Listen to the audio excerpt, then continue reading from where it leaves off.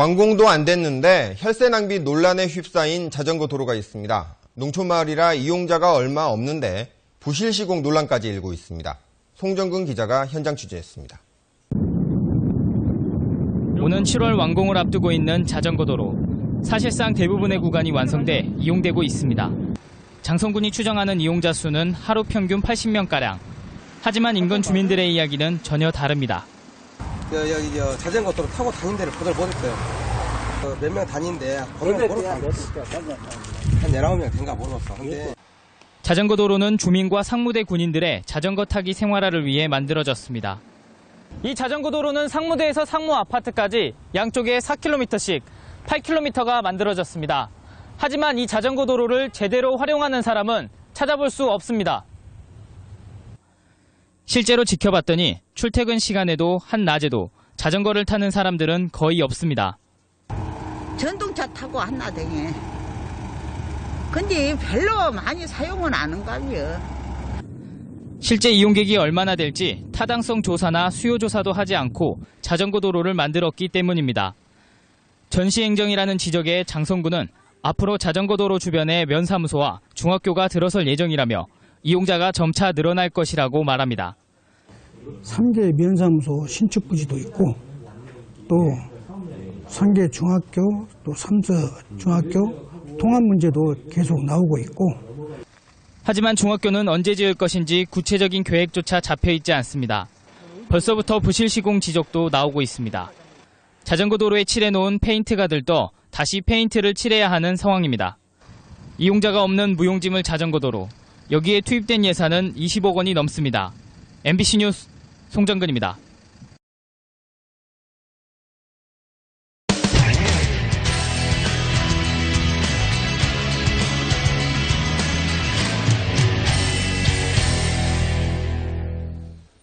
지난해 부산에서만 자전거 도로에서 자전거와 보행자가 부딪혀 수십 명이 다치고 심지어 한 명이 숨지기까지 했습니다.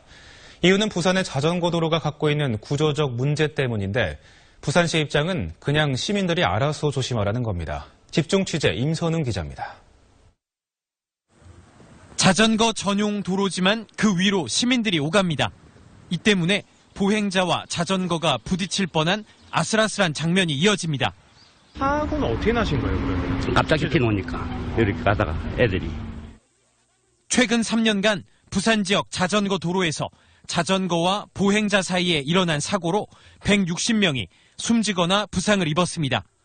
모두 자전거 도로에서 자전거와 보행자가 뒤엉켜 발생한 사고입니다. 부산 지역의 자전거 도로가 갖고 있는 이 구조적인 측면도 하나의 커다란 원인으로 꼽을 수 있습니다. 부산 지역 자전거 도로는 총 연장 419km, 이 중 80%인 무려 333km가 자전거와 보행자 겸용 도로입니다. 자전거 도로인지 그냥 인도인지 구분하기 힘들다는 겁니다. 이른바 무늬만 자전거 도로인데 이게 사고를 부르고 있습니다. 기존 도로를 만들고 나서 그 다음에 자전거 도로를 만들다 보니까 보도 공간을 같이 겸용으로 사용하는 그런 보차 겸용 도로가 발생하는 것입니다. 부산시는 지난 6년간 자전거 도로 설치에 300억 원의 세금을 쏟아부었습니다. 정부 정책 때문에 마지못해 한 거지만 시민들의 안전은 뒷전이었습니다. 문제는 앞으로 뾰족한 대책이 없다는 겁니다. 표지판이라든지 또 도로 노면에 표시를 한다든지 이런 식으로 해서 이제 같은 겸용이다, 같이 해야 된다 하는 이런 부분을 표시를 하고 있습니다. 부산의 자전거 이용자만 100만 명. 부산시가 할 수 있는 거라곤 그냥 알아서 조심하라는 당부가 전부입니다. MBC 뉴스 임선웅입니다. 고성에서 부산까지 동해안 720km를 잇는 자전거길이 완공돼 개통을 앞두고 있습니다. 하지만 일부 구간은 과도하게 사업비를 들여 예산 낭비라는 지적도 나오고 있습니다. 이훈 기자가 보도합니다. 양양군의 현북면 잔교리 38선 휴게소 인근에 건립한 자전거 길입니다. 220m 구간에 수십 개의 기둥을 세워 교량 형태로 지었는데 바닥에는 고가의 외국산 원목이 깔렸습니다. 양양군 강현면 전진리 국도 7호선 주변 450m 구간에도 비슷한 형태의 자전거 길이 세워졌습니다. 양양군이 이 두 곳에 자전거 길을 만들기 위해 들인 예산만 25억 원. 양양군이 관내 자전거길 37km를 조성하면서 59억 원을 사용했는데 단 700여 미터 구간에 예산의 절반가량을 쓴 겁니다. 자전거 이용객이 많지 않은데 비싼 원목을 쓰면서까지 자전거 길을 만드는 건 예산 낭비가 아니냐는 지적이 나옵니다. 고가를 투자한 것보다는 차라리 전체적으로 저렴하더라도 전체적으로 다 해주는 게 오히려 자전거 동호인들은 좋지 않을까 그런 생각합니다.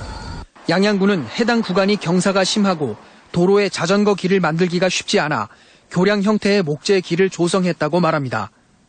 절개지가 있는 이런 구간에 대해서 그 적합한 공법으로 교량 공법을 택했습니다.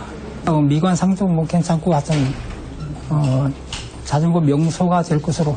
감사원은 2년 전 전국의 자전거 길 조성 사업이 예산 낭비라고 지적하면서 시군별 하루 평균 자전거 통행량을 조사했는데 양양군은 53대로 조사됐습니다. MBC 뉴스 이웅입니다.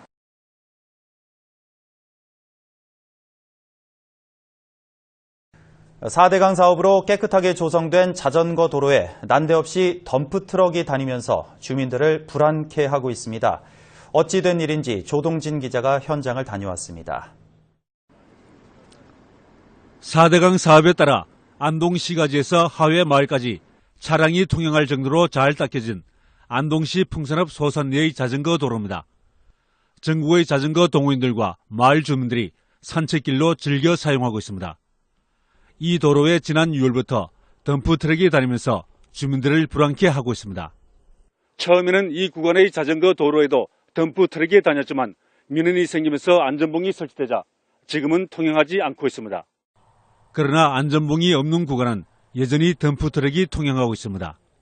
자전거 다니기도 하고 사람 그냥 운동도 다니는데 여기 덤프트럭이 다니니까 사람이 피해 댕길 정도니까 위협을 느끼지. 덤프사들이 못 다니도록 안전 말뚝을 장치를 해가지고 하든지 해가지고 읍에서 하든 시에서 하든 좀 해줬으면 좋겠습니다. 덤프트럭은 상류 지역의 안동시 풍산읍 하리 육상골재 채취 현장에서 나오는 차량입니다. 채취 현장 인근 주민들이 통행을 반대하자 골재 차량은 먼 길을 우회하면서 자전거 도로를 이용하는 것입니다.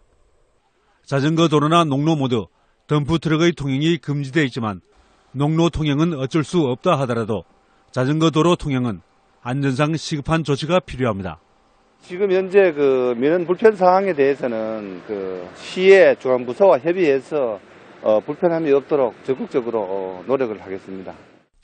문제점에 대한 충분한 검토 없이 골재 채취 허가를 내주다 보니 애꿎은 자전거 도로와 이용 주민이 피해를 입고 있습니다. MBC 뉴스 조동진입니다. 안녕하십니까. 안동문화 방송 소식입니다. 덤프트럭과 포크레인 같은 건설기계 업주는 대부분 주택가 도로변에 장비를 세워두면서 각종 민원을 야기하고 있는데요. 건설기계를 세워두는 주기장 관리도 사실상 방치되다시피 하고 있어 공용 주기장 설치 같은 현실적인 대책이 필요하다는 지적입니다. 조동진 기자의 보도입니다. 폐교를 이용해 조성한 안동시 북구면의 건설기계 주기장입니다. 진입로가 급경사인데다 울퉁불퉁한 주기장은 잡초만 무성한 채 이용 흔적이 없습니다. 안동시 와령면의 한 건설기계 주기장입니다.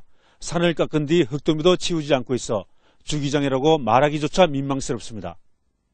안동시에 조성된 주기장은 10곳이지만 거주지와 먼 읍면 지역에 있거나 주기장 안전시설이 없어 월 5, 6만 원의 이용료를 내고도 실제 이용은 하지 않고 있습니다. 차를 세울 수 없는 그런 입장입니다. 부대 시설도 전혀 안 돼 있고, 또 거리상 아침 출퇴근을 할 수 없는 그런 상황이기 때문에. 안동시에 등록된 2,600여 대의 건설기계는 결국 대부분 주택가 도로변에 세워두고 있어 교통사고 우려와 환경오염 등 각종 민원을 이야기하고 있습니다. 행정당국이 주기장 관리 감독은 하지 않고 주기 단속에만 나선다면 설득력을 얻지 못하고 효과도 없어 현실적인 대책이 필요합니다. 시에서 하천 부지라든가 이런 공간을 활용할 수 있는 방안을 구체적으로 강구해야 된다고 생각하고 있습니다. 안동시는 관련법 개정이 이루어지는 대로 실효성 있는 대책을 마련하겠다고 밝혔습니다. 동쪽에 한 군데, 서쪽에 한 군데, 그리고 뭐 시내 어디에 적당한 데 한 군데 이런 식으로 해가지고 그 공용 주기장을 확보할 그 계획은 마련하고 있습니다만 그 법적 뒷받침이 아직 안 됩니다. 건설기계 업주도 주기장 규정을 지켜야 하지만 행정당국도 규정을 지키도록 현실성 있는 대안을 마련하는 상승의 행정이 요구됩니다. MBC 뉴스 조동진입니다. 요즘 제주도는 건설 붐으로 곳곳에서 건축 공사가 한창입니다. 그런데 각종 자재를 실은 대형 화물차들이 중산간 마을 안길까지 점령하면서 보행자들의 안전이 위협받고 있습니다. 김찬년 기자입니다. 덤프트럭 2대가 중앙선까지 넘어가며 왕복 2차선 도로를 달립니다. 길을 건너던 관광객과 추월당한 렌터카는 위험천만해 보입니다. 좁은 마을길에 대형 화물차들이 수시로 다니면서 보행자들의 안전은 위협받고 있습니다. 갑자기 소음이 확 나면은 구경하다가도 움찔해지고 구경하는 게 좀 거북스럽고 아주 힘든 것 같아요. 주민들은 사고 위험에 노출되는 것은 물론 과적 차량에서 새어나오는 모래와 비산먼지로 골머리를 앓고 있습니다. 걸어서 다니는데 과속, 과적 때문에 피해 정도가 아니라 사람이 눈 뜨고 다닐 수가 없어. 모래 날려서 눈 쳐버려가지고 얼굴 쳐버려가지고. 건설 자재 수요가 많아지면서 제주섬 곳곳에 대형 화물차의 운행이 늘고 있습니다.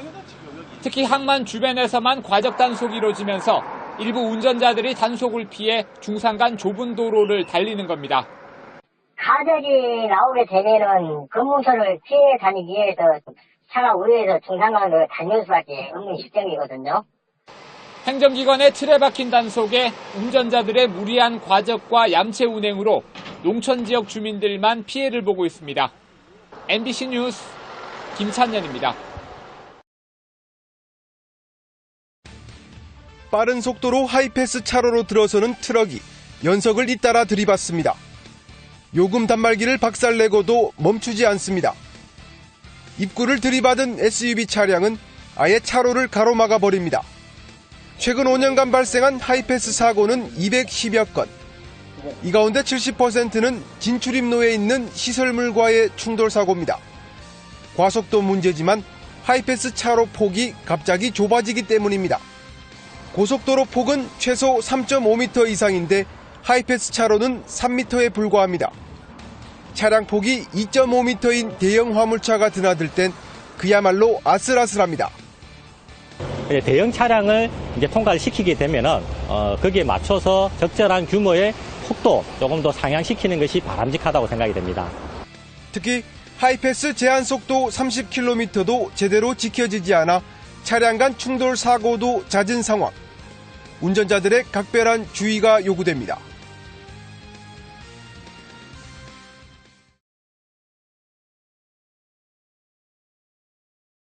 규정 적재량보다 많은 짐을 실은 과적 차량이 우회도로를 통해 과적 검문소를 피해 다니는 일이 끊이지 않고 있습니다. 하지만 우회도로는 지자체가 관리하는 곳이 많다 보니 장비와 인력 부족 탓에 단속의 손길은 미치지 못하고 있습니다. 송세혁 기자가 보도합니다. 하루 1000대 안팎의 화물차가 오가는 강원 지역 한 국도. 석회석을 가득 실은 화물차들이 국도에서 지방도 방향으로 급히 좌회전합니다. 1km 앞에 있는 고정식 과적 검문소를 피하기 위해서입니다. 걸리는 게 50만 원. 2번씩 17번 걸려. 그래서 이쪽으로 우회하시는 분들이 많구나. 과적 차량이 국도의 과적 검문소를 피해 다니는 이 우회도로는 강원도와 삼척시가 나눠 관리하고 있습니다. 하지만 단속 장비와 인력 부족으로 과적 단속은 제대로 이루어지지 않고 있습니다. 특히 삼척시는 아예 이동식 과적 단속 장비조차 없어 국도관리사무소의 지원을 받아야 하는 실정입니다. 우회도로에는 이런 이동식 과적 검문소 2곳이 설치되어 있습니다. 하지만 인력 부족을 이유로 일주일에 대여섯 시간을 제외한 나머지 시간은 이렇게 텅 비어 있습니다. 사정이 이렇다 보니 지난 7월부터 최근까지 해당 구간에서 과적을 단속한 실적은 단 5건에 불과했습니다. 검문소를 피해 다니는 과적 차량에 대한 허술한 단속은 다른 지자체 역시 마찬가지입니다. 국도관리사무소에 인원 장비 저희가 지원받아서 지금 하고 하고 있고 지금 2회 지금 실시를 했습니다. 그리고 아직까지 적발 건수는 없습니다. 국토교통부 역시 국도가 아닌 지방도나 시군도로 등의 과적 단속은 지자체의 몫이라며 사실상 손을 놓고 있습니다.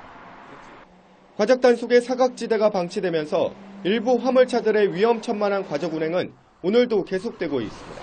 YTN 송세혁입니다. 과적 화물 차량은 도로 위 폭탄으로까지 불리고 있습니다.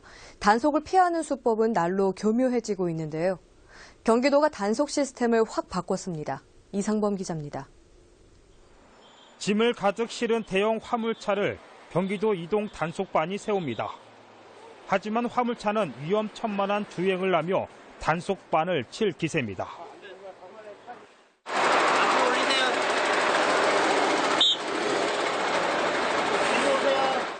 바퀴의 한 축을 저울에 올려 무게를 측정하는데 이마저도 할 수 없도록 요리조리 애를 먹입니다. 조금 싣고 오면 단가를 이제 깎아버린다고 하니까 저희는 이제 실어준 대로 실어오고. 고속도로 요금소엔 고정식 측정기가 설치됐지만 지정 차로로 다니지 않으면 그만이고 하중을 분산시켜 단속을 피하는 차량도 있습니다. 여기에 위반 차량을 수기로 관리하고 있는 상황입니다. 경기도가 이런 단속 시스템을 대대적으로 손질합니다. 현재 과적 차량들은 축 조작이라든지 첨단화가 되어 있는데 이동 당직 방속은 그에 좀 못 미치는 것이 사실입니다. 이런 부분에서 좀 더 저희가 과학적으로 단속을 하고 효율적으로 단속하기 위해서 이번에 종합 개선 방안을 마련하게 된 것입니다. 우선 과적 차량은 적발 후 하루 만에 과태료가 부과되고 위반 차량의 이력을 전산으로 관리하는 시스템이 도입됩니다. 또 전국 최초로 시군 간 이동 단속 장비를 무상 공유하는 제도도 운영합니다. 특히 생계형 화물 운송 종사자들의 피해를 최소화하기 위해 도로법 개정도 추진합니다. 딜라이브 서울 경기 케이블TV 이상범입니다.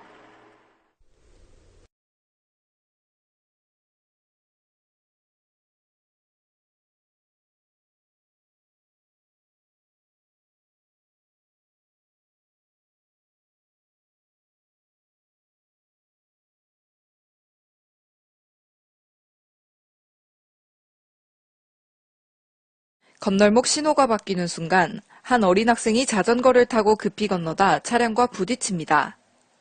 좁은 삼거리 골목길, 자전거를 타고 가던 주민이 차량을 발견하지 못한 채 그대로 부딪힙니다. 밤에도 자전거 사고가 나는 건 마찬가지. 주유소에서 나오는 차량과 빠르게 달리던 자전거가 부딪혀 큰 사고로 이어집니다. 올 들어 서울에서만 자전거 교통사고로 17명이 숨지고 다친 사람이 2,000명에 가깝습니다. 전국적으로 자전거 사고는 지난 2000년 6천여 건에서 연평균 10%가량씩 늘면서 2015년에는 무려 17,000건이 넘었습니다. 자전거 사고로 숨진 사람들은 대부분 역주행이나 중앙선 침범 등 교통법규를 지키지 않은 것으로 드러났습니다. 문제는 안전모를 쓰지 않는 자전거 운전자가 연령 구분 없이 많다는 점입니다. 빨리 가잖아. 천천히 달리기 때문에 안 써도 될 것 같아서. 굳이 써야 할 이유를 모르겠어요. 주변에 쓰는 친구들도 없고 저희 엄마 아빠도 쓰라고 한 적이 없어서. 행정안전부에 따르면 자전거 사고를 당한 사람들 가운데 안전모를 쓰지 않은 사람이 70%가 넘습니다. 자칫 사망이나 큰 부상으로 이어지는데도 안전불감증이 위험 수위를 넘은 셈입니다. 신호등에서는 자전거에서 내려서 끌고 가는 등 안전수칙을 지키는 것이 중요하다고 생각합니다. 특히 요즘 음주주행으로 인한 사고가 증가하고 있어서 음주 시에는 자전거 운행을 하지 말아야 합니다. 자전거 도로에도 문제가 있습니다. 한 초등학교 주변에는 자전거 도로가 있지만 제대로 연결되지 않아 당황하게 만듭니다. 보시다시피 자전거 도로가 갑자기 끊기는 상황입니다. 자전거 이용자는 이제 어느 도로를 이용해야 할지 굉장히 난감한 상황입니다.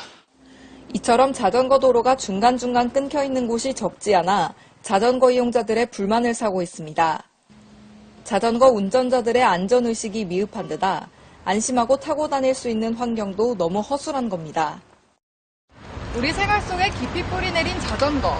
이제는 자전거 안전 문화를 어떻게 뿌리내릴지에 대해 모두의 고민과 지혜가 함께 모아야 할 때입니다. 국민리포트 정윤입니다. 남녀노소 누구나 즐기기 쉬운 운동인 자전거가 출퇴근이나 등하굣길 교통수단으로도 인기를 끌면서 이용 인구가 크게 늘고 있는데요. 하지만 운전자와 사회 전반의 안전의식은 뒤처져 있다 보니 사고도 크게 증가하고 있습니다. 이교선 기자가 취재했습니다. 강민지 씨는 지난달 자전거를 타고 길을 나섰다가 택시에 치였습니다. 허리와 다리를 다쳐 한 달 가까이 병원 신세를 졌는데 사고 당시 안전장비가 없어 부상을 키웠습니다. 원래 좀 잘 탄다고 생각을 해서 그 위험성이 그렇게 보호장치는 안 했던 것 같아요. 실제로 길거리에선 안전모나 전조등과 같은 안전장비를 갖춘 자전거 운전자를 찾아보기 힘듭니다. 안전한 자전거 운행을 위해 만든 전용 도로는 곳곳이 파이고 갈라져 사고가 나기에 십상입니다. 그나마 도로 상태가 양호한 곳은 자동차가 이미 점령했습니다. 불법 주정차 차량들로 자전거 전용 도로는 마치 주차장처럼 변했습니다. 차량을 피해 차도로 달리다 마주오던 승용차와 부딪힐 뻔하기도 해 자전거 전용 도로의 취지가 무색할 정도로 위험합니다. 가끔가다 정말 빨리 오는 차도 있고 하니까 되게 위험하다고 생각이 많이 들어요. 이 도로를 괜히 만들었다는 생각이 좀 많이 들어요. 지난해 대전과 세종, 충남에서는 자전거 사고로 930명의 사상자가 발생해 전년보다 40% 가까이 늘었습니다. 운전자의 안전장비 착용은 사고 예방의 기본. 안전한 자전거 통행을 위한 사회 전반의 제도와 의식 개선도 함께 이루어져야 합니다. 자전거 사고 사망자의 3분의 2는 머리 부분 손상에 의한 사망자입니다. 지자체에서의 강력한 단속 그리고 처벌의 확실성이 필요하겠습니다. 대전시는 5가지 자전거 안전수칙을 담은 동영상을 각 학교와 동호회 등에 배포해 안전의식을 높인다는 계획입니다. MBC 뉴스 이교선입니다.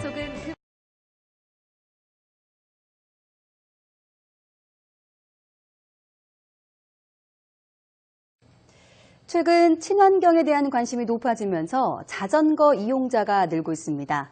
동시에 이 자전거 관련 교통사고도 빈번한데요. 도로에서는 자전거도 자동차와 같은 차로 분류되기 때문에 사람을 다치게 하면 형사처벌을 받을 수 있어서 주의가 필요합니다. 이종원 기자가 보도합니다.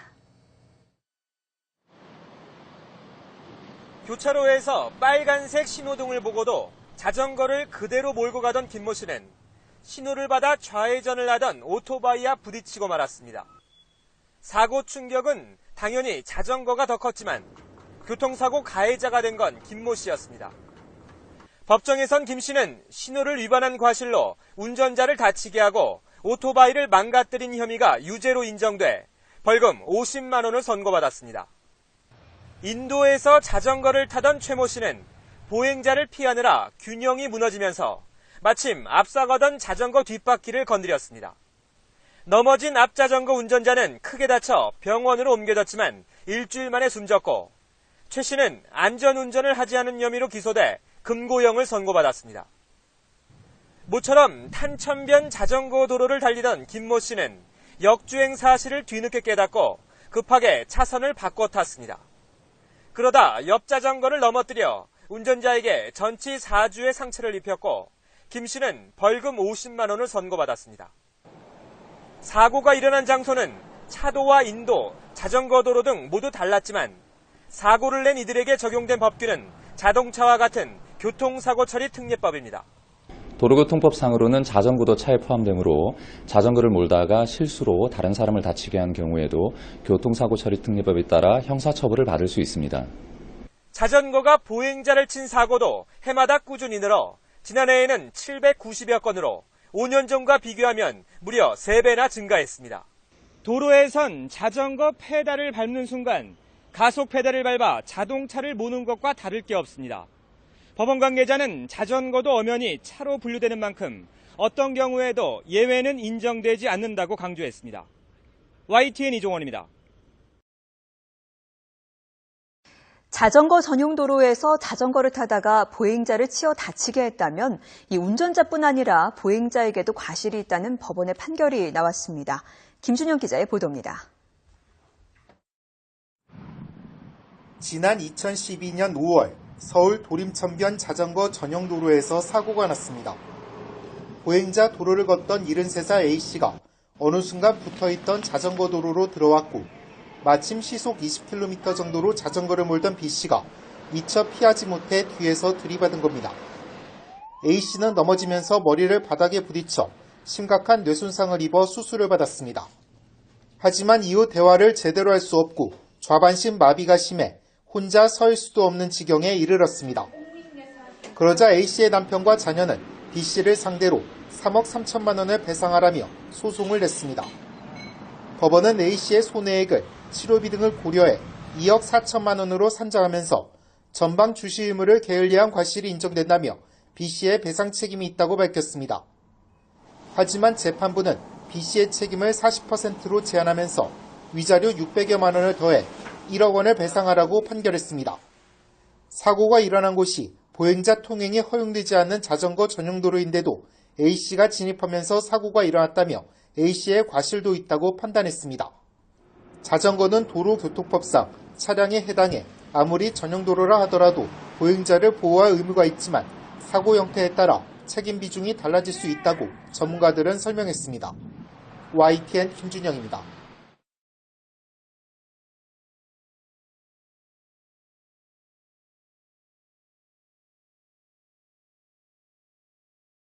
자전거 사고는 어디서 가장 많이 날까요? YTN 취재진이 빅데이터를 분석해 자전거 사고가 많이 났던 마의 교차로 10곳을 꼽아봤습니다. 한동우 기자의 보도입니다.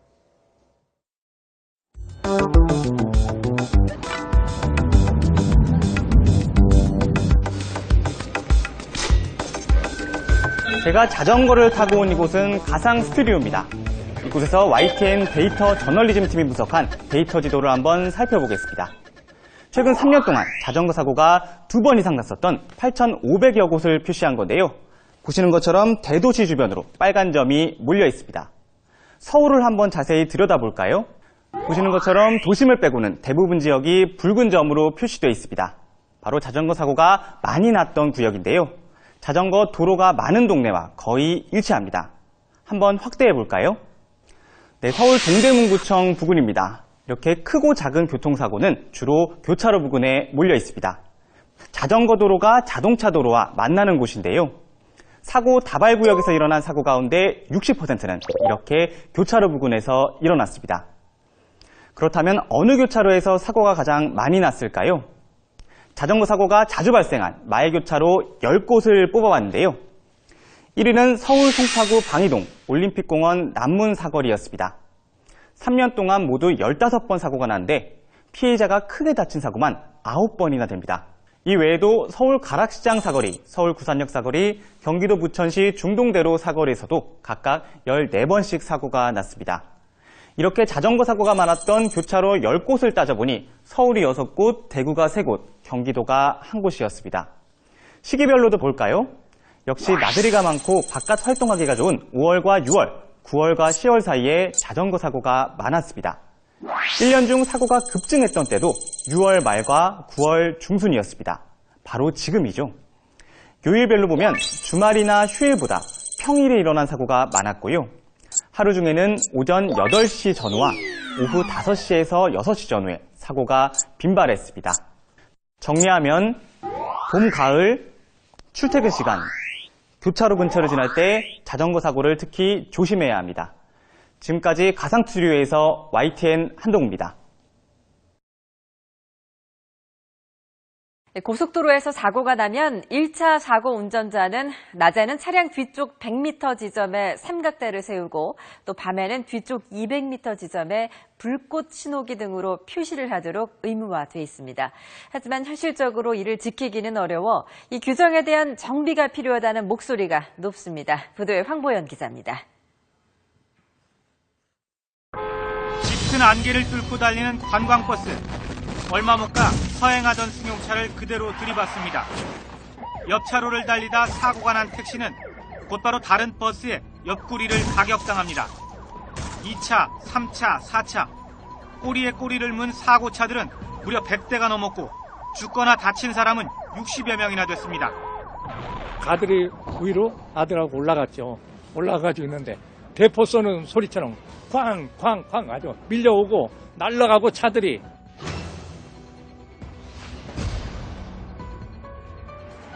이처럼 무서운 2차 사고를 막기 위해 1차 사고 운전자는 낮에는 차량 뒤쪽 100m 지점에 삼각대를 세우고 밤에는 뒤쪽 200m 지점에 불꽃 신호기 등으로 표시하도록 의무화되어 있습니다. 하지만 다른 차들이 쌩쌩 달리는 고속도로에서 삼각대 등을 설치하기 위해 100m, 200m를 거슬러 올라가는 일은 목숨을 거는 것과 마찬가지. 시간이 없다고. 가슴 일단 죽어요. 진짜 TV에서는 뭐 삼각대 설치하고 뭐 그런 거 많이 나오죠. 설치하다 죽어요. YTN이 창사 20주년을 맞아 특별 기획한 YTN 국민신문고. 오늘 밤 10시 생방송에서는 제대로 지켰다간 오히려 생명까지 잃을 수도 있는 고속도로 2차 사고 예방조치 규정에 대해 집중 조명합니다. 휴대전화 문자 메시지 샵 0024로 보내주신 시청자 여러분의 의견은 오늘의 1일 MC인 임백천 씨가 전해드립니다. 국민 여러분들의 생생한 목소리를 확실하게 전해드리겠습니다. YTN 황보현입니다.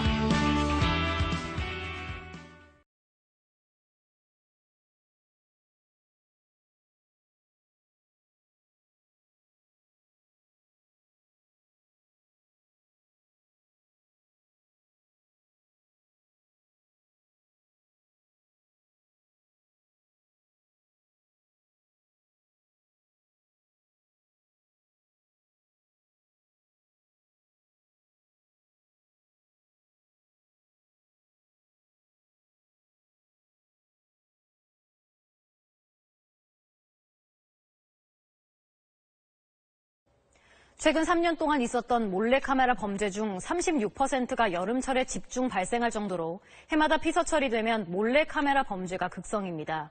그만큼 우리 여성들의 불안도 크죠. 이런 일상 불안을 줄이고 몰래카메라 범죄 예방을 위해 올해 처음으로 해수욕장과 대형 워터파크에 몰래카메라 탐지기가 배치됩니다. 송성준 기자입니다. 몰카 있으면 어떡하나 싶고 불안하죠. 화장실 같은 데 갈 때도 밑에 막 뭐 있나 보고. 백사장을 어슬렁거리는 한 남성. 신고를 받고 출동한 경찰이 렌저 탐지용 탐지기를 켜고 살피자 이 남성의 안경에서 몰카가 발견됩니다. 탐지기 렌즈가 몰카 렌즈를 포착한 겁니다. 경찰의 전파 탐지용 탐지기가 한 남성에게 접근하자 전파 수신 신호가 강해집니다. 휴대전화로 몰래카메라를 찍다 적발됐습니다. 화장실 벽면에 붙어있는 메모지입니다. 렌저 탐지기를 가동하니 메모지에 부착된 몰카가 반짝거리며 발견됩니다. 이 렌저 탐지용 카메라는 반경 8m 안에 있는 전원이 꺼진 카메라도 이처럼 식별이 가능합니다. 경찰청은 올해 처음으로 전파 탐지기 16대와 렌저 탐지기 70대를 해수욕장과 대형 워터파크 등지에 배치했습니다.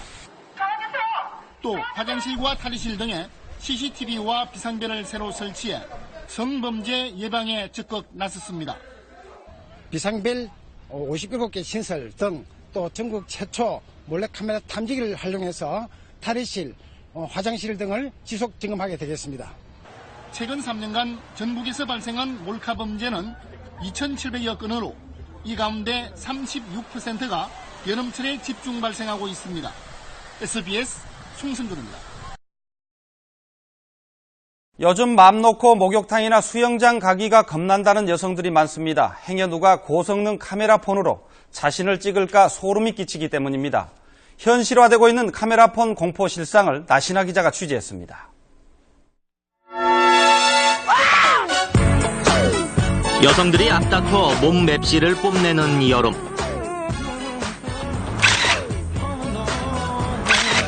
자칫 눈 요기용 몰래 촬영의 표적이 될 수도 있습니다. 사진기 달린 휴대전화가 널리 보급된 탓입니다.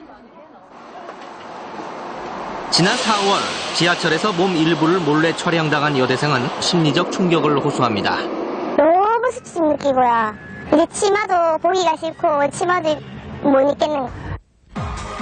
연예인들은 카메라폰 노이로제에 걸릴 지경이라고 하소연합니다. 대중목욕탕이나 그 사우나를 가본 지가 굉장히 오래됐어요. 그냥 갔을 때 이렇게 많이 찍으시더라고요. 근데 굉장히 기분이 안 좋아요. 이른바 몰카 사진이 인터넷으로 무차별 유통되고 동호회까지 등장했습니다. 정보통신윤리위원회가 접수한 카메라폰 등 관련 피해 사례가 올 들어 400건을 넘었습니다. 남의 사생활이라든가 이런 것은 내 호기심 만족을 위해서는 침범해도 된다 하는 사회윤리가 결핍되어 있는 점과도 관계가 있습니다.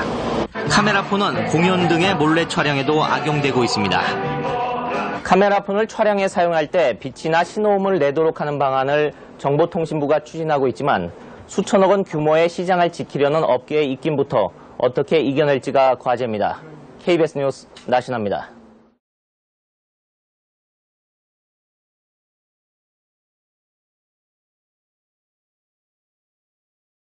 끊이질 않는 화장실 몰래카메라 범죄에 대학교 학생회들이 직접 행동에 나섰습니다. 수사기관이 아닌 학생들의 자치기구가 나선 건데요. 불안했던 학생들은 반기는 분위기입니다. 이동훈 기자입니다. 서울 광진구의 세종대학교. 탐지기를 든 학생이 화장실 구석구석을 살핍니다. 칸마다 들어가 환풍구와 선반 및 그리고 콘센트도 놓치지 않습니다. 이 대학 총학생회에서 진행하는 화장실 몰래카메라 탐지 사업 활동입니다. 경찰이나 아니면 외부 업체에다가 저희가 맡기게 되면은 그렇게 꼼꼼하지 못하고 전체적으로 할 수 없는 그런 한계가 있기 때문에 저희가 직접 이렇게 나서서 하고 있습니다. 2011년에 1,500여 건이었던 몰래카메라 범죄는 2015년엔 7,600여 건으로 크게 늘었습니다. 인터넷에 한번 영상이 유출되면 피해를 복구할 방법은 마땅치 않기에 학생들의 두려움은 더 커졌습니다. 대학 화장실 몰카에 관한 제보도 끊이지 않고 있는 상황에서 사전 예방에 나선 학생회 활동을 학생들은 반겼습니다. 잡혔다고 해도 또 언제 일어날지 몰라서 걱정도 많이 되고 했거든요. 근데 총학생회에서 그거를 주체적으로 봉사단을 만들어서 일지표를 화장실 앞에 붙여놓고 언제 검사하는지도 약간 정확하게 체계적으로 진행을 하고 있어서 이 학교 외에도 건국대와 한양대, 연세대 총여학생회 등 여러 대학들이 자체적으로 몰카 탐지 사업을 진행하고 사업 보고를 홈페이지에 게시합니다. 전문가들은 몰카 범죄가 왜곡된 성의식에서 비롯되는 만큼 성평등 문화 확산을 위한 특강 등을 병행하는 것도 효과적일 것이라고 제언했습니다.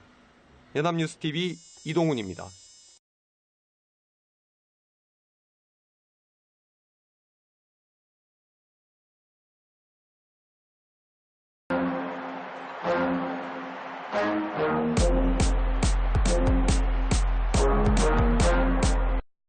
날씨가 더워지면서 몰래카메라 걱정하는 여성들 많습니다. 몰카 성능이 날로 발전해서 관련 범죄도 늘고 있는데 직접 탐지기를 들고 다닐 정도입니다.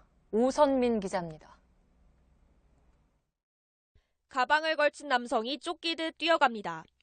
그젯밤 서울의 한 전문대 여자 화장실에서 휴대전화로 몰카 촬영을 하다 달아난 용의자입니다. 여성 다리를 찍기 위해 지갑으로 휴대전화를 가리고 지하철에서 몰래 촬영을 하다 시민들에게 붙잡히기도 합니다. 사적인 공간에서도 마음을 놓을 수 없습니다. 혼자 사는 직장인 여성 권모 씨는 집안 화장실에서 몰카를 발견했습니다. 언제부터 나를 이렇게 관찰하고 찍고 있었는지를 모르니까 내가 모르는 또 다른 뭔가를 갖고 있을지도 모른다는 게.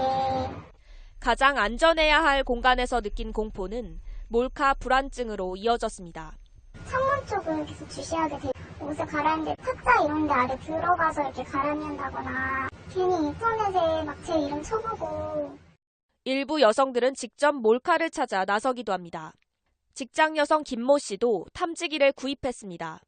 한동안은 층층마다 여자 화장실을 다 돌고 그랬었어요.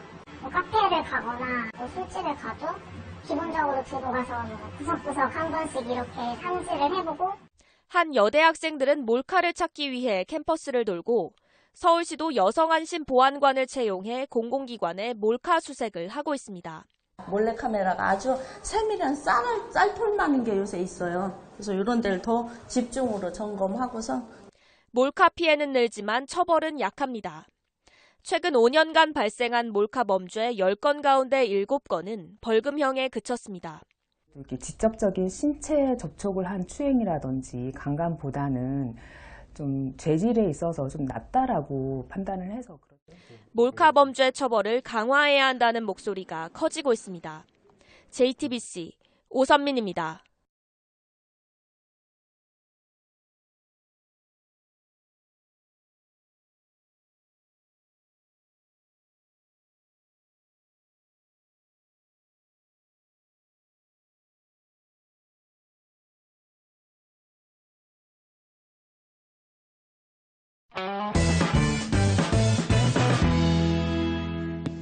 안녕하세요. 우주마 교수입니다.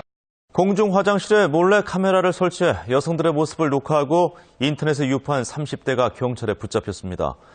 여성 수백여 명이 이 몰카에 당했지만 워낙 교묘히 설치돼 있어서 피해 여성들은 아무도 눈치채지 못했습니다. 윤혜림 기자가 취재했습니다. 여성들이 화장실에서 볼일을 보는 모습이 적나라하게 녹화돼 있습니다. 제주에 사는 30살 현모 씨는 지난해 4월부터 최근까지 화장실에 몰래 카메라를 설치해 이 영상을 인터넷에 올렸습니다. 영상이 찍힌 곳은 바로 제주도에 있는 한 공원 여자 화장실입니다. 지금까지 드러난 피해 여성은 100여 명, 60여 차례 인터넷에 올렸지만 압수한 영상을 분석한 경찰은 피해 여성이 수백여 명에 이를 것으로 보고 있습니다. 범행에 사용된 몰래 카메라입니다. 이 몰래 카메라는 경기에서 보면 바로 쳐다 보이는 곳에 이렇게 부착돼 있었지만 피해 여성 그 누구도 이것이 몰래 카메라인지 의심하지 못했습니다. 전기 스위치처럼 생겨 몰래 카메라인지 전혀 알 수가 없었기 때문입니다. 결혼도 하고 별다른 전과도 없는 피의자는 호기심에서 인터넷에 올렸는데 회원들이 폭발적인 반응을 보이자 계속하여 범행한 것으로 밝혀졌습니다. 공중 여자 화장실 몰카 피해가 속출하고 있지만 갈수록 교묘해지는 몰카 장비에 관리하는 사람도 모르고 이용하는 사람은 더더욱 알 수 없는 불안한 상황이 계속되고 있습니다. KNN 윤혜림입니다.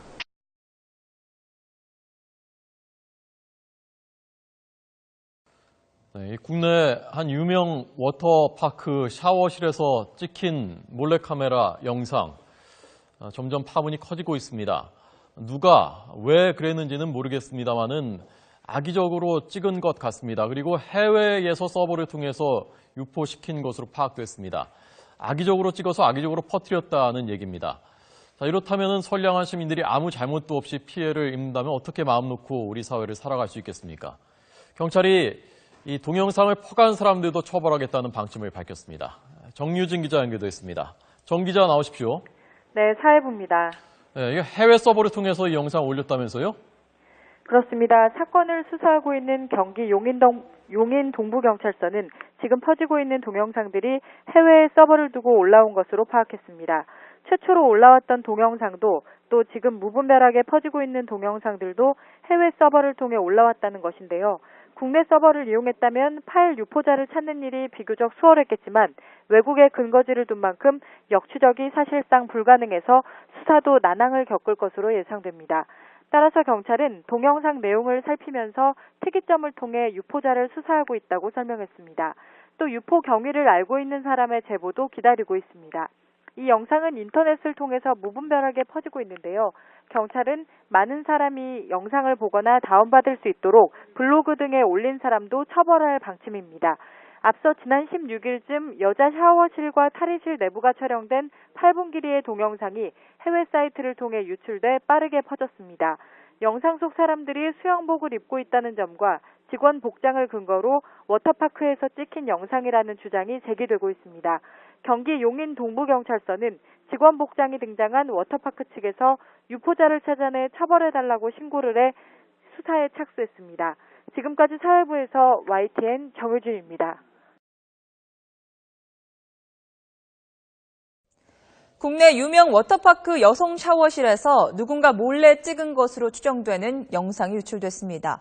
이 영상은 인터넷을 통해 빠르게 퍼지고 있습니다. 진정서를 접수한 경찰은 명백한 범법 행위라며 즉각 수사에 나섰습니다. 정유진 기자입니다. 샤워실에서 여성들이 몸을 씻고 있습니다. 샤워실뿐만 아니라 탈의실까지 적나라하게 촬영됐습니다. 8분 길이인 이 몰래카메라 동영상은 지난 16일쯤 해외 사이트를 통해 유출됐습니다. 영상 속 직원 복장 등으로 미루어 볼 때 국내에 있는 특정 워터파크로 추정되고 있습니다.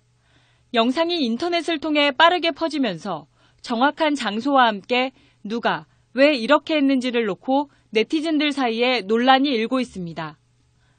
이런 개인이나 다중을 상대로 한 몰래카메라 촬영과 무차별적인 영상 유포는 사생활 노출에 대한 우려를 넘어 공포로 이어지고 있습니다. 기기의 발달로 이런 범행을 하는 경우가 급속히 늘고 있기 때문입니다. 최근에는 차량용 블랙박스처럼 좀 더 소형화된 어떤 그런 카메라들 있죠. 사람들이 쉽게 눈치채지 못하는 어떤 그런 기기를 이용하니까 과거에는 좀 생각하기 어려웠던 일들인데 쉽게 저지를 수 있고요. 지난 5월에는 시설관리업체 직원이 피트니스 센터 여성 탈의실과 쇼핑몰 화장실 등을 몰래 촬영했다 붙잡혔고 30대 남성은 커플들을 쫓아다니며 여성의 특정 신체 부위를 5분 동안 130여 장이나 찍기도 했습니다.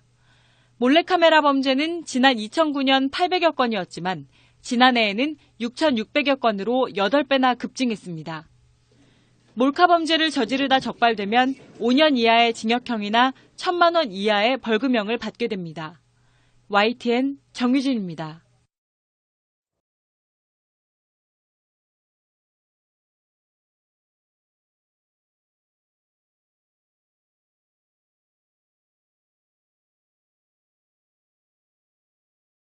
올 여름에도 몰래카메라 범죄는 역시 사라지지 않고 있습니다. 초소형 카메라 기술이 나날이 발전하고 생활용품에 부착하면 눈에 띄지 않게 변형되는 기기도 나오고 있습니다. 황정현 기자의 보도입니다.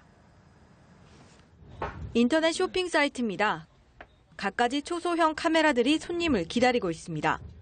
기존의 몰래 카메라로 쓰인 볼펜과 자동차 리모컨 키, 넥타이 핀은 물론 모자나 텀블러, 액션 캠코더까지 종류도 다양합니다.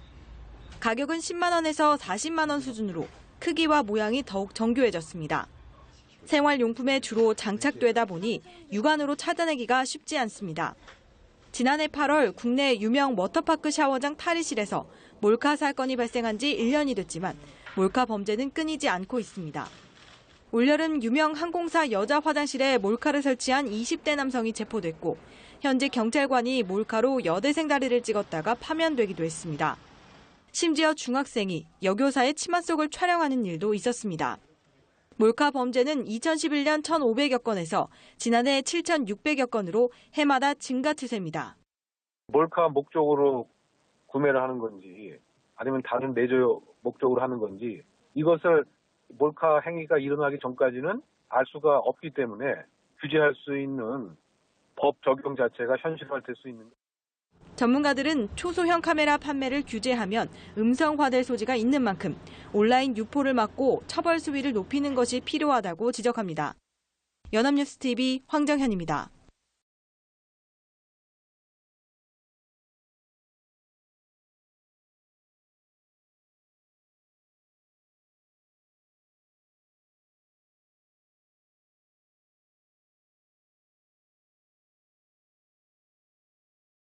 물놀이장, 샤워장들을 몰래 촬영했던 20대 여성의 공범이 전남 장성에서 붙잡혔습니다. 네, 사건을 담당하고 있는 경기도 용인 동부경찰서에 취재기자 나가 있습니다. 최민기 기자. 네, 용인 동부경찰서에 나와 있습니다. 네, 붙잡힌 공범이 지금 용인으로 올라오고 있다고요? 네, 그렇습니다. 워터파크 몰카 사건의 용의자의 공범이 붙잡힌 시각은 오늘날 12시 50분쯤입니다. 그리고 조금 뒤 사건을 담당하고 있는 이곳 용인 동부경찰서로 압송이 될 예정입니다. 경찰은 전남 장성의 백양사 휴게소에서 공범 33살 강모 씨를 검거했습니다. 그동안 강 씨는 자신의 주거지가 아닌 가족 명의의 다른 주거지에 머물다 서울로 올라오는 길에 밥을 먹다 붙잡힌 것으로 확인됐습니다. 경찰은 앞서 워터파크 몰카 영상을 찍은 혐의로 붙잡힌 27살 최모 씨의 채팅 기록을 분석해 강 씨의 위치를 추적해오다 오늘 전남에서 이 남성을 붙잡은 건데요. 그간 최 씨는 그동안 채팅을 통해 알게 된 이 남성에게 돈을 받기로 하고 범행을 제안받았다고 말했지만 이 남성의 이름과 연락처 등 인적사항은 모른다고 진술해왔습니다. 일단 경찰은 강 씨가 몰카 동영상 촬영을 지시한 사실을 확인했다고 밝혔습니다. 압송되어 오는 차량 안에서 강 씨는 자신이 최 씨에게 몰카 촬영을 지시했지만 추가로 다른 사람에게 지시한 적은 없다며 범행을 일부 시인한 것으로 전해졌는데요. 경찰은 이후 수사에서 강 씨를 상대로 최 씨와 무슨 관계인지, 왜 촬영을 지시했는지 등에 대해 구체적으로 조사한다는 방침입니다. 지금까지 용인 동부경찰서에서 YTN 최민기입니다.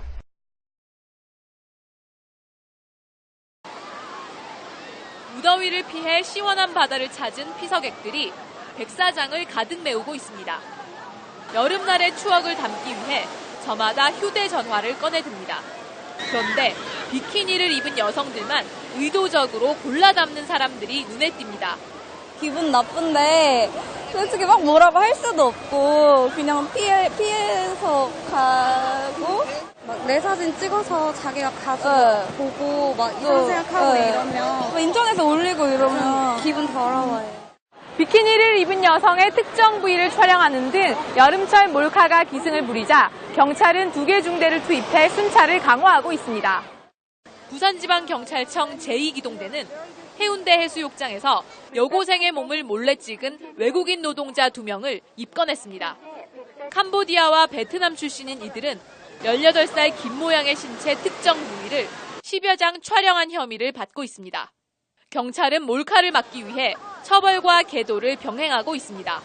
전체적인 배경 속에 여성들이 있는 이런 경우는 제가 이제 거기서 삭제 요청을 해서 그냥 지울 수 있도록 그렇게 하고 있습니다. 경찰은 해수욕장이 폐장하는 이번 달 31일까지 순찰을 계속 강화할 방침입니다. 부산일보 박진숙입니다. 네. 지난 주말 부산 해운대 해수욕장에 120만 명의 인파가 몰리는 등 요즘 발 디딜 틈이 없습니다. 그런데 이 틈을 타서 파렴치범들이 활기를 치고 있습니다. 부산총국 구석찬 기자의 취재입니다. 표적이 된 해변의 여인들. 비키니 차림만 골라 카메라에 몰래 담는 베트남 근로자를 해경이 덮칩니다. 한국 분이세요? 네? 외국 사람. 외국 사람이에요? 저 경찰관이거든요. 네. 대한민국 해양경찰. 지난 주말 해운대 해수욕장에서 외국인 근로자 5명이 몰래 여성들만 찍다 성폭력 처벌법 위반 혐의로 붙잡혔습니다. 얼마 전에는 70대 노인이 캠코더로 촬영하다 쇠고랑을 찼습니다. 국적과 직업, 나이를 가리지 않습니다. 해운대 해수욕장의 경우 인파가 가장 많이 몰리는 6번, 7번, 8번 막루 부근에서 몰래카메라 촬영이 극성을 부리고 있어 주의가 필요합니다. 카메라로 저희를 찍는 것 같은데 제대로 확인도 못하는 것 같아서 굉장히 불쾌하고 다신 오고 싶지 않은 그런. 물속은 더 심각합니다. 2 남성이 여성들이 모인 곳으로 튜브를 넘깁니다. 물에 빠진 척 허우적거리더니 여성들의 몸을 더듬는 장면이 카메라에 잡혔습니다. 까만 돌고래입니다. 까만 돌고래. 친구들이랑 그냥 튜브 타고 놀고 있는데 남자들 무리가 오더니 뭐 가슴이나 엉덩이 같은 곳을 일부러 부딪히는 것처럼 해서. 성추행 신고는 하루에 100건 정도 접수되고 있으며 올 여름 들어 해운대에서만 8명이 형사처벌을 받았습니다. 피해 상황이 발생했을 때 백사장에 있는 막루에 있는 해양경찰 안전요원이라든지 안 그러면 간단하게 122 122로 전화 신고 주시면. 해경은 순찰과 함께 단속을 강화하고 있습니다. JTBC 구석찬입니다.